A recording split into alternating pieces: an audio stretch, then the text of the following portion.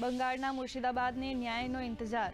બંગાળના રાજ્યપાલ અને રાષ્ટ્રીય મહિલા આયોગના અધ્યક્ષ માલદાની મુલાકાતે હિંસા પીડિતો સાથે કરશે મુલાકાત. મહિલા આયોગના અધ્યક્ષે કહ્યું, મહિલા સાથે અત્યાચાર અસ્વીકાર્ય.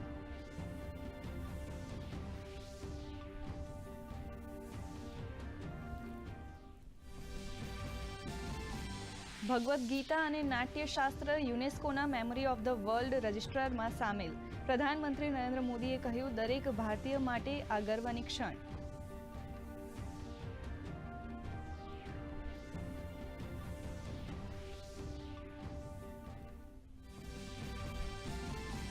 ફરી કોંગ્રેસ પર ભાજપના આકરા પ્રહાર. અનુરાગ ઠાકુરે કહ્યું, નેશનલ હેરાલ્ડનું નામ સાંભળતા જ કેમ છટપટાઈ જાય છે કોંગ્રેસ.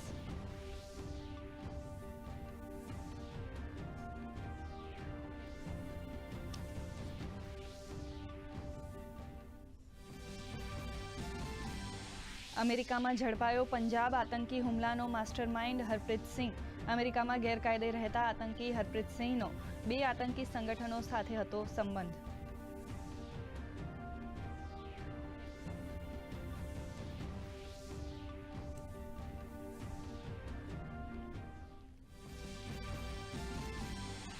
જમ્મુ કાશ્મીર અને ઉત્તરાખંડમાં 20 તારીખ સુધી ચક્રવાત, ઓલાવૃષ્ટિ અને ભારે વરસાદનું એલર્ટ.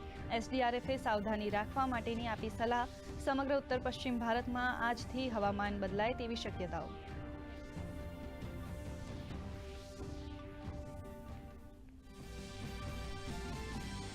સુરતના બુડિયા અને ગભેણી ગામ જંકશન વ્હીકલ અંડરપાસનું ઉદ્ઘાટન. કેન્દ્રીય મંત્રી અને પ્રદેશ ભાજપ પ્રમુખ સી.આર. પાટીલે નવા ફ્લાયઓવર બ્રિજનું કર્યું લોકાર્પણ. ઓવરબ્રિજથી લાખો વાહન ચાલકોને થશે ફાયદો.